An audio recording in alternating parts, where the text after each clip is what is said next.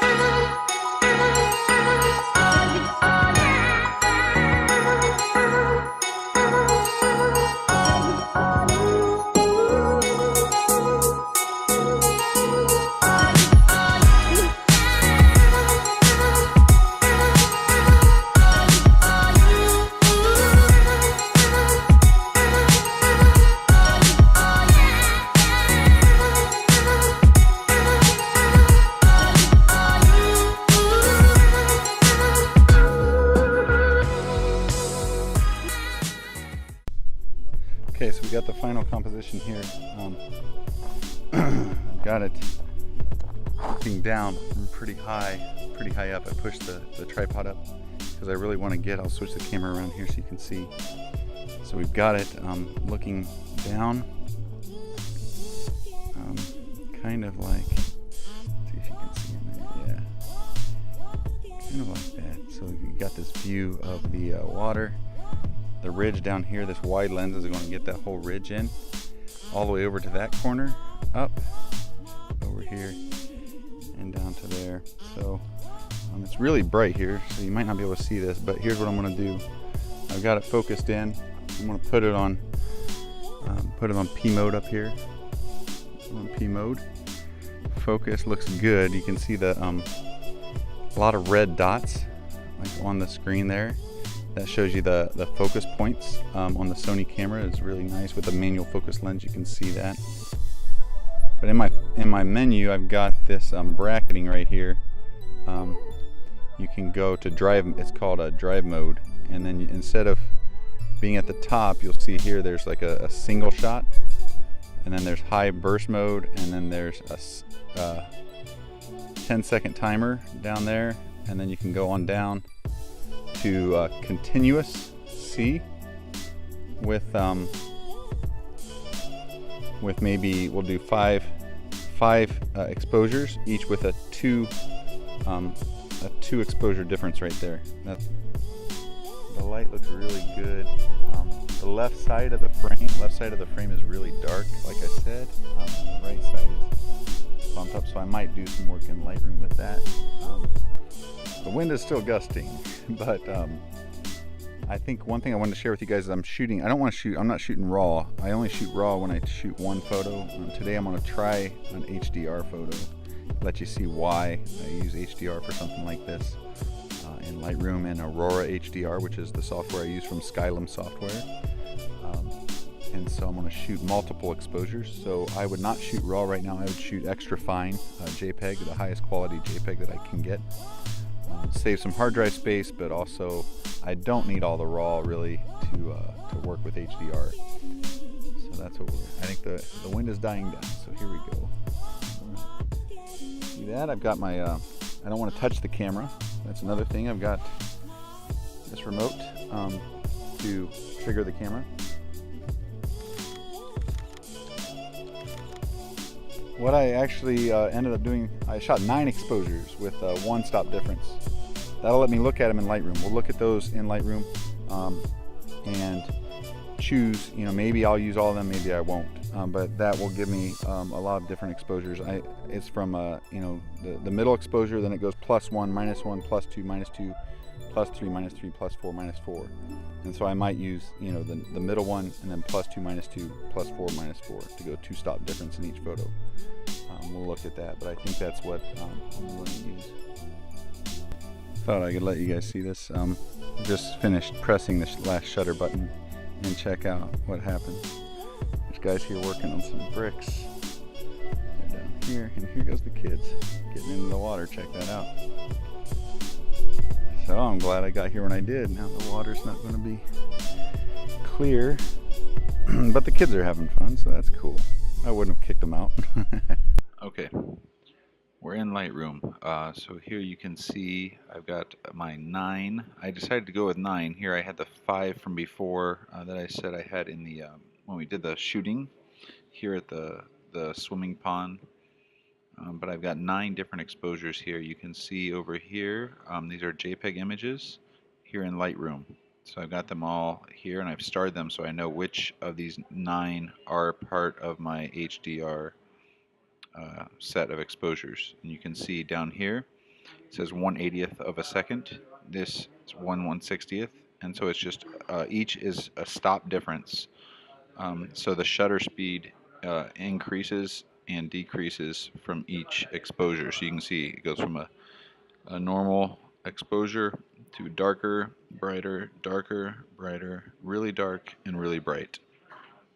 That's 1/5 of a second, and that's the reason why you need a tripod. If you have it, doing anything that slow, you can't have any shake. So what we're going to do now is I'm going to select all of these 9 using the Shift key on the Mac, and click on the first one, and then hold Shift and click on the 9th photo. Okay, so now we can click right, and I use a program called Aurora HDR to edit the HDR exposures, merge them into one photo from 9 different photos. You can do 3, you can do 5, you can do 9, but you want to export here, and you'll see Aurora HDR 2018 Open Original Images after I right-clicked here. So what that'll do is it'll send it out to Aurora HDR. That's a piece of software made by Skylum Software, and I'll have the link in the description for that. You can check it out and download a free trial.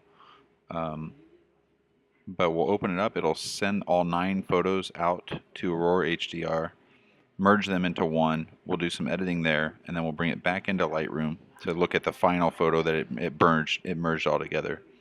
So let's click that. Here it goes. Now you can see up here it's uploading them at the top left corner to Aurora HDR. Once it gets that, it's opening the software down here. You can see it bouncing. The software will open. Here it is. It's getting all 9. Down here, if you were doing it handheld, you would check alignment. But since these are all from the tripod, we don't have to worry about that. You can see the normal exposure here in the middle, and then the 4 fast exposures and the 4 slow exposures. Now we'll click Create HDR. It's loading them here. Okay, so for this one, I've got categories here. I can use landscape. I'm going to use landscape for this. I'll probably use landscape enhanced. So you'll see I clicked it. Now you can see the range of light is so much different than just a normal photo. Lots of different highlights, shadows, some leaves and stuff here that kind of in this blue line we were talking about earlier. We'll go ahead and we'll get rid of that here in a few minutes. But you can see the clouds can show up now, and there's lots of highlights along the ridge here, highlights in the water, and then some dark shadows on the bottom here with the rocks, and then in this red rock right here. I'll make some adjustments here. Maybe the contrast might be a little strong. Can bring it down. I kind of like it maybe around 20. Okay. Saturation I usually always bring down to 0. I don't like saturating things. I like using vibrance so it finds the color in things that already have color. It doesn't just make the whole photo saturated. So I think that is about right. Maybe 35. Looks about right. HDR structure, I don't really care for much HDR structure. I don't like things that look HDR automatically. People see them and they definitely can tell it's HDR. You don't really want that to happen. The radiance helps a little bit. It gives some a little bit of extra light into the photo there. It's not bad. Polarizer, it's got a polarizer filter here with the sky. Don't want to do that too much. I like seeing the clouds a little bit. And then you got top and bottom exposure here. Here's top. The top of the photo. It was alright. It had around -10. Contrast. Don't really need contrast. Warmth. It's a little warmer. And then bottom. The exposure is higher. So we might want to bring that down a little bit there. And then you can do tone curve, you know, if you want a little bit of adjustment on the curve. And that's okay. And that's pretty much it for the HDR. I kind of like how that looks. Might do a little bit of smart tone. The shadows look okay. And then let's go ahead and press apply. I like how it looks right there. I'm going to click apply and it'll send it, process it, and it'll send it right back into Lightroom as one photo. So what this did is it took all 9, brought them together, and since it's on a tripod it looks crisp and clean. It doesn't look like there's any blur. The only blur I see in the whole photo is in the trees up here on the left side. That's because there was wind, but I don't mind it. It's okay. The focus is on the water and on the rocks. I could spend 10 minutes and bring in other exposures. So here's the photo right here. You can see it says Aurora HDR, the edit.tiff. This is the file that Aurora brought back into Lightroom. Here are the other 9 that we used to merge. So we'll right click on this one now. Let's look at it here in Lightroom. You can see the leaves here. They're still there. The blue line from the water line here going down, there's a reflection of the blue line. I'm actually going to let you guys see how I clone these out really quick. Just a few quick adjustments in Photoshop. So now we're in Lightroom. Right click, do edit in Photoshop. It'll open, we'll do a copy in Photoshop. So this is going to take this merged HDR, create a virtual copy here in Photoshop, and now I'll just let you watch as I use the tools here in Photoshop to edit the photo. First, I would always suggest making a copy of your layer like this. Just drag your layer down here to the paper and make a copy. That way you have the original to look at. You can hide this edit. So this is our edit. I'll rename it to edit. There we go. And now I will let's get rid of this blue water line using the tool you see over here. That's a spot healing brush. Then you can use your left and right brackets on your Mac. I'm not sure how you do it on the PC, but on the Mac you use your left and right brackets to increase the brush size. So I'll make it about the size of the water pipe and just drag right over top of the water pipe here. We'll see how it looks. All the way down into the pool, down to the end.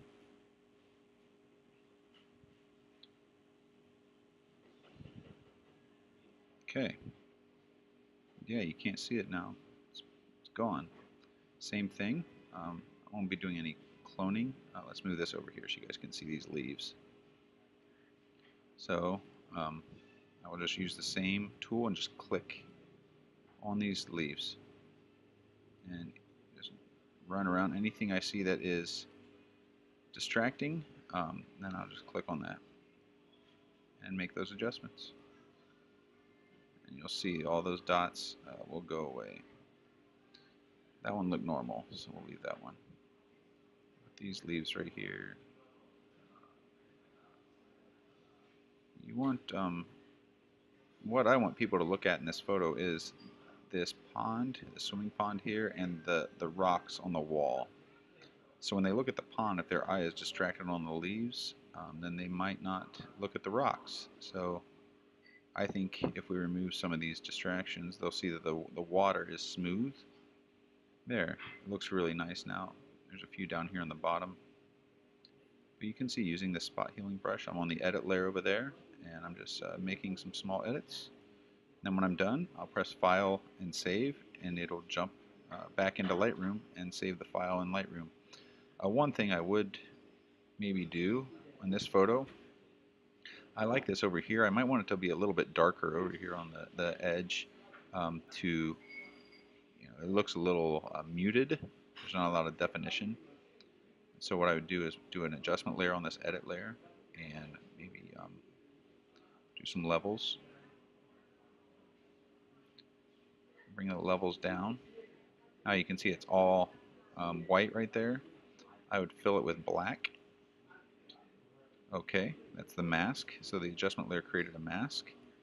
Now I grab the paintbrush and paint white anywhere I want to see that those dark adjustments, along the edge there.